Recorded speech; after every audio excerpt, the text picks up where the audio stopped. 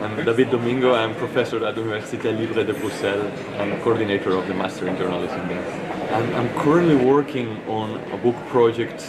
who tries to reflect about how journalists deal with their norms in their daily practice. Because I think that most of the research we've been doing on journalism has found this gap between the ideals of what journalism should be and the actual daily work, and how much those constraints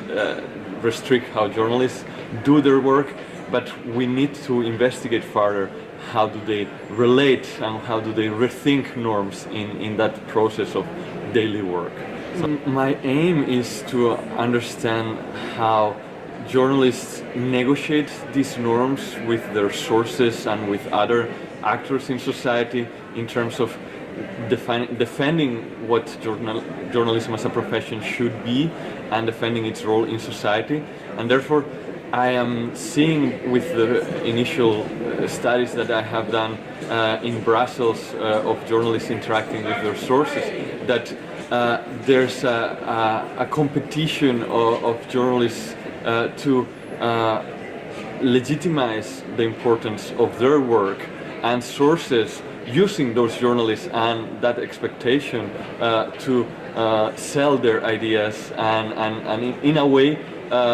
confirming that journalists still hold a central role in society, but because the sources are interested in using that role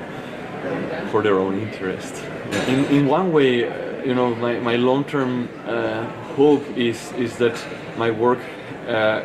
becomes more of a participatory project with professional journalists and citizens, where we work together to rethink what journalism can do in society and how can it have a much more useful and proactive role in